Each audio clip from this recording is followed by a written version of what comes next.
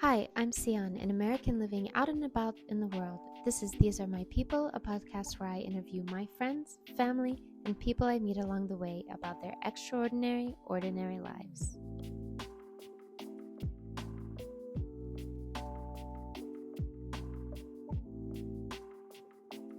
Hi, welcome to These Are My People. I'm Sian, and today I'm joined by my grandmother.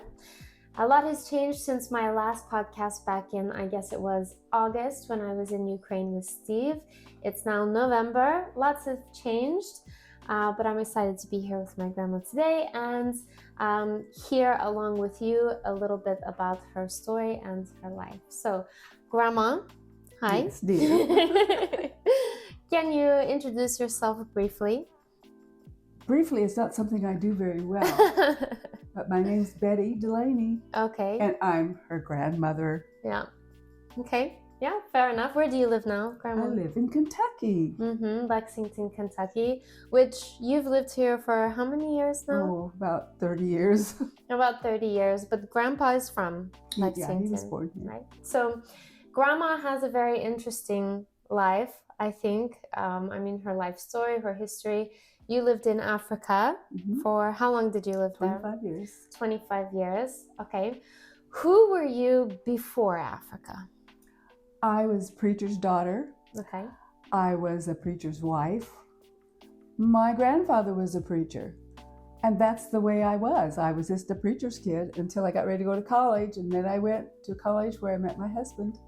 Okay. And we got married. He went into the ministry and we had 2 children. Okay. What about your personality, or maybe your personality before you went to Africa? What was it? If you could describe young Betty. Young Betty. Her main focus, especially after the children came, it was just the children. I mean, that took my full time. Of course, we left for Africa when they were 3 and 4, so, you know. Okay, yeah. Being a young mom, I guess at that age, it changes your focus a little bit, you know. But would you describe, how old were you at that time when you moved to Africa? I was almost 28. Oh, almost 28. Okay, I was thinking you were a bit younger than that. Okay, almost 28. Were you, silly? Were you naive? Were you adventurous? Were you serious? Were you focused? How would you describe your personality? Well, I wasn't focused enough on my studies when I was in high school and college. I was more interested in having fun. Really? But I think I was just like all the other girls, like to have a good time. And So you mean more like social fun? Yeah. Okay.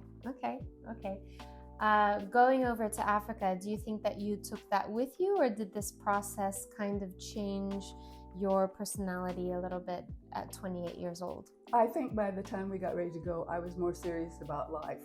Okay. It was different now. I had a family of my own. I wasn't so focused on just having fun. Sure. And my focus was on the work that we'd be doing and helping my kids and my husband to adjust to a different life. Okay. Before we get more into Africa, can you describe your upbringing, your childhood? What did it look like? Well, like I said, my dad was a minister, and there were 5 of us kids. I was the oldest, and I had 4 younger brothers. So you said that you grew up with your parents. There were 5 of you, 4 brothers. It was crazy. Your mom was cooking all the time. What about you as a young girl, as a young teenager? What was your life about? Well, I loved going to school. You loved going to school? Not because of the studies, but because it was just fun. Social life, yeah? Okay.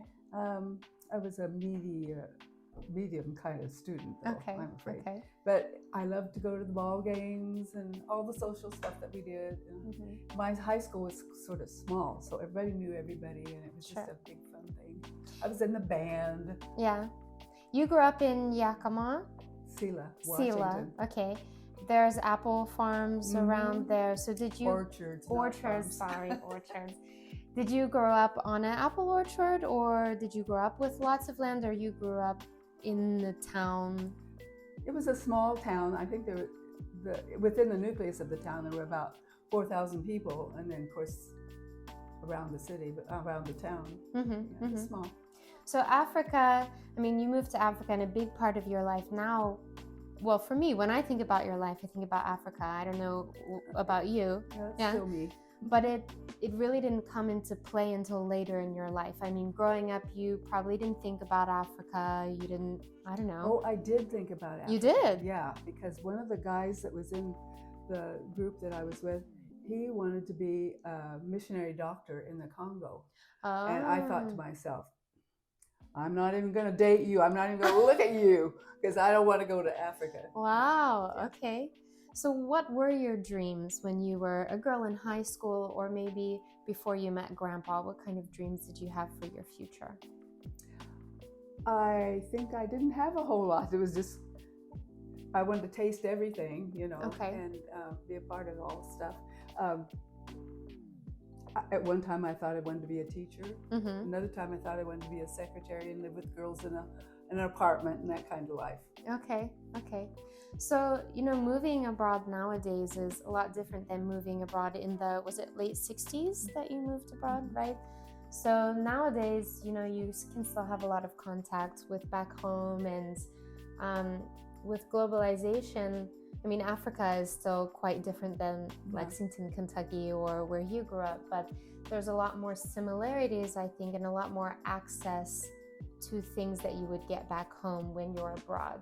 Maybe not so much in Zambia, Zimbabwe, but it's probably different than it was back in the 60s. So what were your thoughts about moving? What was that process about once you realized, okay, I'm going to Africa with my husband, my little girls? Walk me through your mind at that time, if you remember. Okay, it sort of came on gradually because we were ministering at a little church in Tennessee, and I guess I just was living my life there. But then when we started getting interested in Africa, it was exciting. Yeah. Exciting? I was glad to leave. You were glad to leave? Yeah. So you didn't feel, surely you felt nervous or it scared? Was like the unknown. Okay. But I really wanted, it was exciting. It was an adventure. Wow. Okay. Yeah, really. So when I first moved to Kazakhstan, that's how I felt. But at the time I was 23. So I think it's still, I mean, I'm still young, but 23 is especially young. And at that time single, you know, no kids. And recently I moved to Tbilisi, Georgia, the country. And the feelings for me have been a little bit different. I think because I'm not so young, and the older you get, maybe the more you think about the future, the more you think about what will happen, how can I set up my future for success. When you're 23, you think, yeah, woohoo, adventure, right? So I'm surprised to hear that you really didn't feel so nervous at 28 with two young daughters as a young mother. I'm surprised to hear that. It was just everything for especially the first few months. We lived with another missionary family there in town together, so there wasn't any time to feel afraid and alone. And it was fun. That is fun. What about your parents' reactions? What were your parents' reactions to you saying good riddance? Good riddance. My dad, I think they were both happy for me to go. Okay. That says a lot for me, doesn't it? I mean, they weren't like, Betty, are you serious? What are you thinking, taking your daughters to Africa? But somebody told my husband, you aren't going to take those little girls with you, are you? He said, no, I'm going to leave them with you. No, but people couldn't understand that we really wanted to go as a family and make life there. Even people in the church, they also couldn't understand that. Yeah, that person was in the church, a church, yeah. Do you think that what influenced your parents into being like excited for you guys was mostly the fact that they understood the call to, I mean, the church, the call to sharing Jesus with other people? Is that what made them? Yeah, I think so. Yeah. And my grandmother, she said that she was really happy for us to go because she had always, as a young person, wanted to go into missions and couldn't. Really? Because wow. It just wasn't in her life at that time. Wow. So. That's really, for me, it's surprising because, as I said, nowadays to move abroad is so different from moving abroad in the 60s. And I can't imagine in the 60s your example of people who had moved abroad would have been from the 40s and before, right? Probably, yeah. Maybe, yeah. And so even that, the difference between that time, I think would have been, I don't know. To me, it seems scary to move abroad in the 60s because you're at such a big distance. Nowadays, you're thousands of miles away, but the distance doesn't feel so great because you can phone call, right? You can video call. As I remember, you and Grandpa were some of the first people to Africa by plane, right? Is that right? With our group. With your group, yeah. Okay. So not really though. Not okay. Some came by boat at that time, but everybody came. So even for me, that seems like it creates such a bigger distance because of the difficulty of getting there in communication with people back home. It wasn't easy. Wow. But it was fun. So your first weeks there, you get there and you have these expectations of what it's going to be like. I guess you weren't nervous, but you were excited. Your first weeks, can you recall those first weeks, your feelings, what you did, what you were thinking? Well, putting the girls into a school was kind of fun because, of course, we didn't have a car at that time. So Charlie would put them on the bicycle, one in front and one in back, little tiny girls in their little buckets. They had to take their lunches and stuff. Cute. And it was fun to watch them go off in their little uniforms and everything was new and different. But at that time, I didn't see any of the, the hang-ups, the bad stuff, because I was just learning all these new things. Yeah. New food. As you said, you were living with another family there, so I guess that would have been kind of fun, Yeah, it was fun. Yeah. I remember that at one point you told me you got married at 19, okay. And no, I was 20. 20. I forgot, just barely. Okay. I remember you said that you and Grandpa went on a honeymoon and you were so homesick you wanted to come back early. Am I remembering that right? No, I can't remember about being particularly homesick, but we wanted to go be in our own place and, start life. Okay, so it wasn't so much about missing home or wanting to be around family. No, okay. So you didn't feel any homesickness when you first moved to Africa? I think I'm the only one of our whole group that didn't get homesick. I just didn't.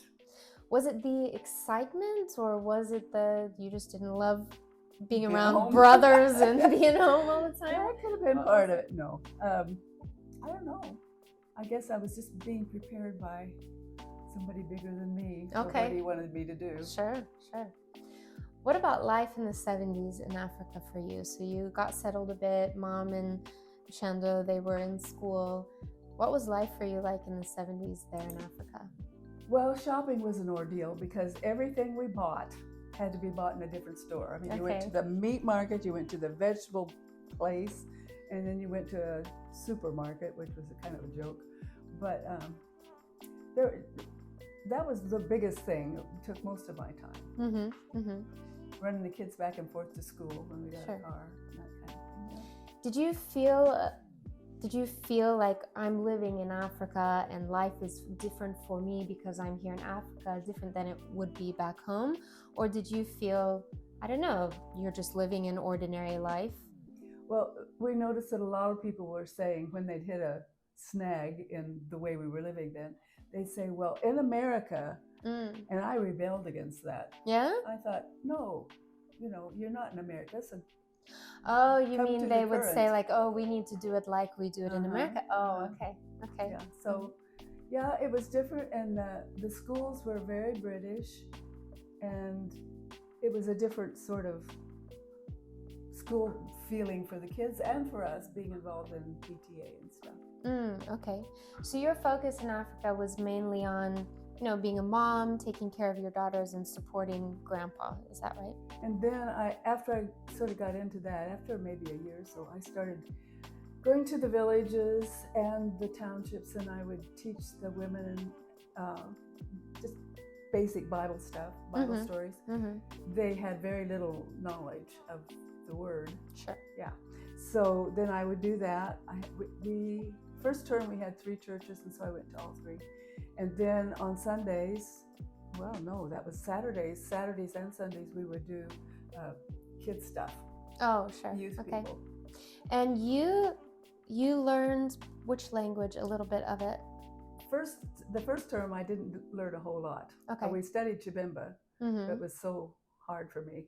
But then the rest of the time we studied Chinyanja, and we went to proper school to learn. Oh, you did? Okay. It was just like a couple of months condensation, but it was so good. Did they have textbooks, or how did they? No. The teacher, we had one teacher, an old British man, and he always wore the typical British clothes, the khaki shorts and the knee socks, and wow. And I'd sit there and watch him while we were doing our studies, and so I wasn't paying attention. He had wrinkly knees, and I thought that was so funny. This funny old man like Mr. Magoo. Yeah, we did have some concentrated study. Okay.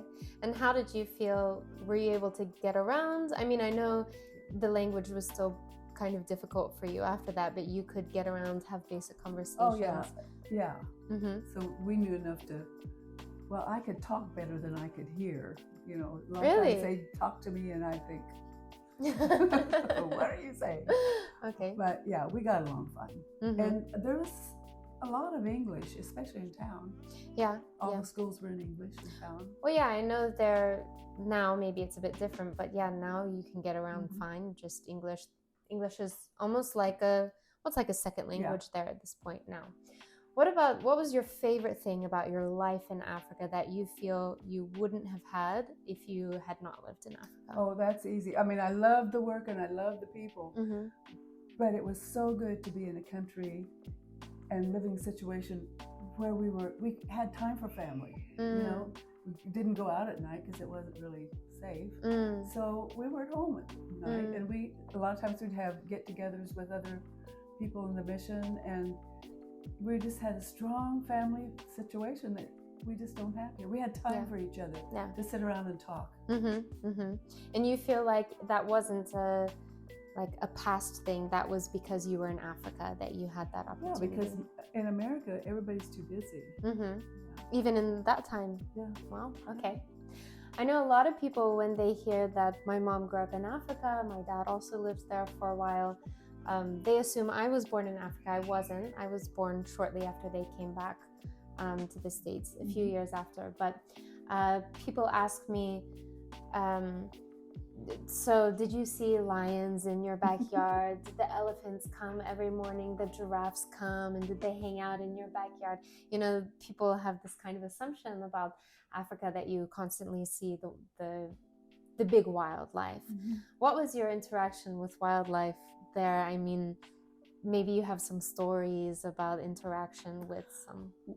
Well, that's all false information, because you don't see any of the big wild animals in town. In town, sure. But they say, I heard all kinds of stories. They say that in one village, one little small town we lived in, that there was a hippopotamus that got in town, and he was running up and down the streets trying to get back to the water, So, but we never saw anything. We lived in the second place we lived just about 2 hours from the game park. Okay. And we had a church up there, so we would go up there on the weekends and we'd do the church thing, and then we stayed at the game park. You stayed at the game park? Yeah. Oh, that's fun. They had lodges, but we usually camped. So, yeah.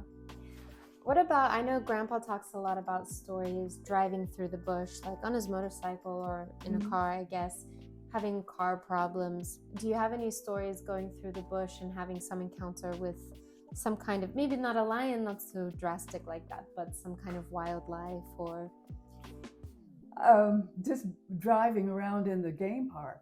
Just in the game park, I mean, you had to really be careful, because if you come on a group of elephant, you just have to know what you're doing. Yeah. And one thing that's kind of funny about driving in Africa, someone, it wasn't us, but it was one of our friends, was driving out in the bush, and one of the fan belts, I think is what they called it, broke. And so they stopped. They couldn't go any further. So somebody found some pantyhose and made a belt to get them back to town. I just thought that's kind of funny. That is And funny. I had several flat tires by myself when I was out of town going to my classes. And I never, ever had to change a tire. I couldn't. I didn't know how. But there was always somebody provided for me. Wow. Okay. And, if you see an African man and you're a white woman out there, and in those days, you don't, it's a little scary. But I never had to be scared because there was always somebody kind, some kind guy would come by and change it. And I'd try to pay them and they'd say, no, it's for you. Yeah, I know that you guys were, first you were in Zambia, later on in Zimbabwe, but you guys were in Zambia at a scary time for the country, right? Yeah. What was going on in the country at that time? Well, when we were living in the capital city, there was a war going on, a civil war between, in Rhodesia, right. Southern Rhodesia. We were Northern Rhodesia. And so there were set up camps of all these young people that were fighting for the independence in our country. Yeah. So the planes would come in and bomb sometimes, and we lived out of the city of Lusaka, about 10 miles. And so, they were surrounded. We had one group not very far from us, and we had to evacuate once because of the bombing, and it was a scary time. But we felt tense, wondering what's going to happen. But I can't remember being scared. Okay. It's just amazing. Yeah. Because I get scared a lot. Just not there. I know maybe this is putting you on the spot to think of a story, but can you think of a story of your time in Africa which you feel like encapsulates what it was like for you to be in Africa, or such a strong memory that sticks out for you of your time in Africa? I think one of the most fun times, the girls would go to school for a term, and then we'd have 6 weeks of no school. Okay. So during that time, we had mission meetings of the whole country, and we'd go to some place special, like to the falls or out to the game park or things like that. And you'd be served just like you were in the colonial days before independence. Right. That was fun to see that side of life. One time we went on a bus tour way out in the bush to see the Paramount King come in from the country. What's that? Paramount, the biggest chief. The chief of chiefs. Okay. He lived in the rainy season, he lived in town. But in the dry season, he lived out in it's like kind of a swampy area. There are high spots on it, and they lived out there when it was drier. And we got to see all the welcoming ceremonies, the drumming and the singing, and that's exciting. Yeah, it was. Wow. Okay. Was it normal for people to travel so far to see this kind of thing, or why did you guys choose to go see it? Well, it was the big thing. It was a big deal. And so a lot of Musungus, the white people, would go out there, or travelers would go out there just to see that, because it was you almost felt like it was a stage thing, that they, but it wasn't. It was the reality of the way they lived. Interesting. Fun. Okay. So we talked a little bit about who you were before Africa. What about who you were when you left Africa? You were how old by the time you left? I was 35. When you left Africa? Oh, for good. I was thinking of Africa. Yeah. 50 probably. About 50. Yeah. So who was Betty Delaney at 50 when she left Africa? She was heartbroken. I was heartbroken because that was my whole life. And I just thought I was going to die, but I didn't. And I came home, and people, I thought my friends from before, I thought they just think different than me. I'm not fitting in anymore. I think I felt more, what do you call it, cultural differences. Reverse culture shock. Yeah, I felt that more coming home to stay. I knew I was going to stay, and my heart was still over there. And it wasn't easy. Yeah. But gradually, you fall back into the old. Sure. Yeah. You adjust back to life. What do you miss most about Africa? Evenings when the sun goes down and the windows and the doors are open, and you can hear the crickets, and sometimes you can hear the hyenas. You can hear the night sounds. Then, especially when we lived on the farm outside of Lusaka, we'd go out at night and you look up at the sky, and you figured out what it meant when it said the Milky Way, because it was just like the stars were just strewn across the sky, and it looked like somebody had splashed milk across the sky. It was beautiful. There is something about being in Africa in the evening, having a cup of tea, sitting outside, and the sounds of the Africa evening is just something magical, something different, you know? Okay. Well, Grandma, that's all I had to ask you today. So thank you for sharing your stories about Africa and remembering I it. could just go on and on, you know. Yeah, well, if you have another story, I'm happy to hear it. Okay. Guys, thank you for watching. Again, These Are My People. I'm here today with my grandma, Betty Delaney. And thank you for watching. See you guys next time.